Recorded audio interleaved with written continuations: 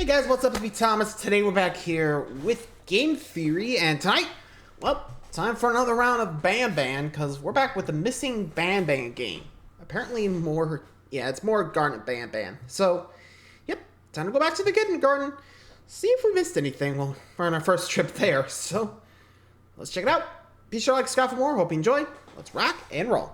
4 games in 8 months. Just let that sink in a bit. 1 game every 2 months. That is insane for any franchise, and yet, despite all the criticisms of rushed development, unpolished graphics, and broken gameplay, Garten of Banban is still standing strong. Fill in my sub box with YouTuber reaction videos to whatever new insanity presents itself. And with it only being September, that means there's a chance for 2 more installments before the year's out. However, in an unusual twist, one of these new installments, Chapter 5, is being hidden from us. In a series that seems so proud of its constant output, it feels weird for them to pretend like one of them just doesn't exist. Is this some sort of a mistake, or are the Euphoric brothers playing 4-dimensional chess that we don't even know? That, my friends, is what I aim to figure out today.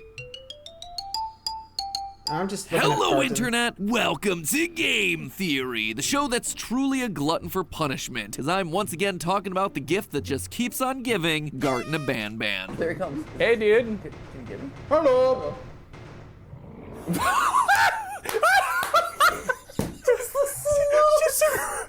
Turn rotation to 90 degrees. I saw every single one of those keyframes. Look at this guy. Oh, this game is so brilliant. Thank you for everything you've given to us. Don't get too close to it. That, my friends, is literally the first minute of gameplay. Recently, Chapter 4 released, and things continue to get more unhinged. You have giant underground castles ruled by purple kangaroos, a toad sheriff, a two-faced jester that only wants people to laugh at his jokes. You and me both, bitter giggles. You and me both. Here? And from that very traditional setup, things go exactly how you'd expect. A baby bird falls into a vat of goo that transforms it into a mutant ostrich, at which point they engage in a giant kaiju battle against a T-Rex cat. Duh. Oh, and the giant kangaroo queen laughs, at which point it causes a tremendous evil to erupt out of her pouch. You know, it's just tale as old as time stuff. Oh, and all of this is without me mentioning the surprise cameos. I'm so excited for you to see this mess. Just keep looking forward. Yeah, but what kind of animal makes that sound? Yeah, roughly about there, yeah. Help me! What? Charles? What the fuck?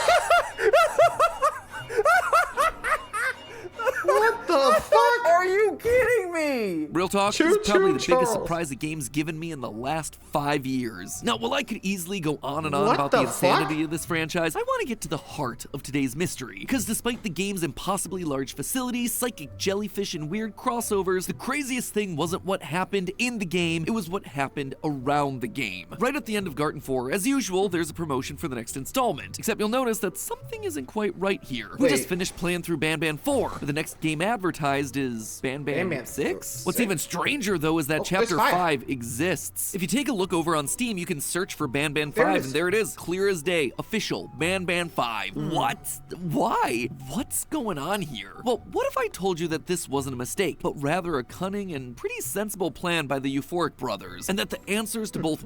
So, just staying a while guessed here, but ARG? I don't know. I mean, when you get stuff like this, there's usually ARGs involved, you know? Just saying. Kind of expected at this point. But, I don't know. Maybe there's some secret evil in 5 that they thought, let's just let the fans figure out what's going on, or something. I mean, like I said, did see a, sight of it, which is pretty interesting when you say the least. But, anyway, let's go. What Chapter 5 is and why it's been skipped lie deep in the dark, dark abyss that we call Banban lore. So grab your nearest party hat, theorists, because Banban has earned itself another theory, clearly making this the darkest of all possible timelines. So let's start with what little evidence we do have about Chapter 5's existence, the Steam page. Taking one look at this thing, the vibes immediately feel off. So far, every game's Steam page has used a character that we've met before, or at least someone that we've been teased in a prior installment. Nope, not with Chapter 5. Here we get this thing, big old green teal monster that we've never seen before. Now, you might just expect this to be the kind of chaos that we get from the series at this point, but I suspect that we've actually known what this thing is for a while now, as long as we've been paying attention. As the main story goes, scientists have been experimenting with a substance called Givanium, mixing it with human DNA in the hopes of bringing kindergarten mascots to life. But these experiments went far further than that. In our previous theory, I focused heavily on a secret note that you can find in chapter 3, which tells us that the whole project may have started dabbling in other intentions. Quote, I started doing my own research on the side regarding our decision. We really should have thought this through better. He was never going to be normal. What house would he fit in? What school would accept him? Sometimes life denies you beautiful gifts, and we should have accepted that. It's clear that the gift the nameless scientist is talking about here is a child. Either they're unable to have one of their own, or they had one that tragically passed away. Whatever the case, they decided to take advantage of the experiments that were happening down in the kindergarten basement to try and create their own. Clearly, Canada's adoption system is much more complicated than I thought. Now, in that previous episode, I made the case that Jumbo Josh was the newly created child. The note refers to him being large and grotesque and speaks about how he would get angry and throw the other monsters around like toys. It is exactly the sort of behavior that we see Jumbo Josh showing throughout the series, especially in chapter 3, where he literally wants to play with us like dolls. That big green guy keeps checking in on us. I think he believes we're some sort of dolls. However, I now believe that this was a red, or I suppose a green, herring. The Euphoric brothers got Jumbo Josh to do those things to bait theorists into believing that we had solved everything. But the true reveal was just around the corner. Take a look at this new monster for Chapter 5. A large, grotesque-looking head that, if you brighten the image, is attached to a small and spindly body. Not only do the arms and legs feel much more human than the gorilla-like Jumbo Josh, but also the face is unique compared to anything that we've seen in the series thus far. It's almost human. 2 eye holes, a nose, a mouth. Feels like a child drew what they thought a human face was supposed to look like. If these scientists are trying to make a kid, they'd be at least trying to make it look human, which Jumbo Josh clearly is not. Plus, we learned from the anonymous notes in Chapter 2 that these experiments were hidden down in the abyss and not approved by corporate. Quote, I do feel we can turn it back around if the 6 we proceed with turn out well. In fact, we have to turn it back around if we want our little secret down in the basement to stay a secret. And as we see in the secret room found in the offices of Chapter 2, Jumbo Josh is indeed one of the core 6. He is part of Banban's original gang. The higher-ups know about Jumbo Josh, and so it would be weird for him to be the secret that they're talking about down in the basement. Whereas this new creature, we haven't seen this guy advertised anywhere. This is the first time we're catching a glimpse of him. Even the misfit experiments like the unfunny Bitter Giggle or the derpy half-turtle, half-chameleon Tamataki that aren't part of Banban's core crew, they have themselves little wall murals. This thing, though, this thing has no drawings. It has no name, it has no catchphrases,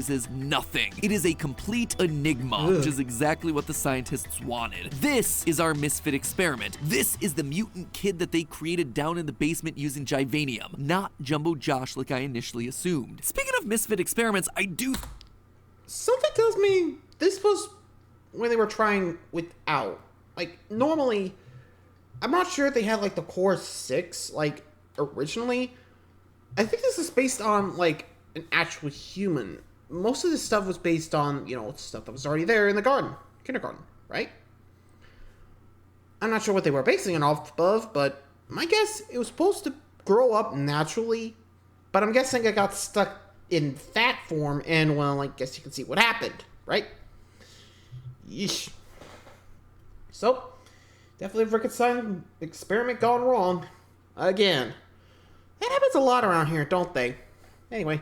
think this little guy might be the missing link to understanding the origins of another mysterious character who continues to pop in from time to time. Zolphius, the giant teal-faced worm man who keeps showing up in the background of pretty much every chapter at this point. In chapter 3, when we got that note from those unnamed parents, we also received a tape that, when played, summoned Zolphius from the depths. And that's not all. This encounter led Zolphius to say the only lines that we've ever received from them. I'm sorry. At first I wondered if this was one of those unnamed parents, apologizing for their actions that caused all this trouble for our character, a fellow parent looking for their lost child. However, that doesn't seem to be the case. One of two notes in chapter 2's secret room specifically mentions Zolphius by name. Quote, Zolphius can only stay asleep if nobody goes to investigate. In that line, the parents demonstrate that they're aware of Zolphius and are talking about him. Therefore, they themselves cannot be Zolphius. What then, or who then is he? Well, there's clearly a connection between Zolphius and our mutant kid. I mean, take a look at Zolphius's face. It's flat, round, with large, ragged, and misshapen features, eye sockets, mouth, and even a a nose cavity. Now check out Mutant Kid. Eye sockets, mouth, and a nose with fully formed nostrils. It's the next stage in evolution of the human face design that they were trying to achieve. The coloring of these two characters is even the same. Both are roughly the same greenish teal of the Givanium that they keep using to try and bring things to life. In short, I suspect that Zolphius was the first, an earlier version of the experiment with more basic skull-like features, flat with no material used to give shape to the face, only for Zolphius to then pave the way for the creation of our mutant kid here in these new photos. There's a reason Zolphius is only kinda able to speak. Words show up on screen, sure, but we don't actually hear any of those sounds. Zolphius was a proof of concept, something to prove that their idea of bringing a child to life could be possible, and when it didn't work out quite as they expected, they covered it all up by giving it a mascot design, making their failure into a purposeful design decision. That's why it had its own cutesy wall design. Zolphius is a known entity, whereas this big-headed kid is still, and will forever be, a secret down in the basement. Okay, but then why is this super secret child experiment now wandering the hallways of the kindergarten in the screenshots for Chapter 5? Did this child figure out a way to escape? Not so sure about that. These screenshots might seem like they're just repeats of Chapter 1 with a red filter applied, but the closer you look, the more details you find. In the final screenshot, there's actually a picture of the classroom, just like you have in Chapter 1, but there's one glaring difference here, the whiteboard. During Chapter 1, the whiteboard reads, "The end is here," but in the screenshot for Chapter 5, it says, "Meet a Friend Day." Meet a Friend Day was the day that everything fell apart in the kindergarten, where all the mascots were supposed to be introduced to the children, their parents, and their friends. Obviously, though, based on the lore clues we have, things did not go as planned. Opilabird and Banban went full rage mode and attacked the kindergarten, which led to the ball pit collapsing and all the children and staff going missing. As our child tells us here, quote, "I alone, I want to play with the whole bird, but everyone left me. Everyone have party without me. I am scared because whole is loud and my friends scream." The fact that the whiteboard has Meet a Friend Day written on it tells us that this game is going to take place on that day, meaning Garten of Banban 5 isn't a continuation, it's a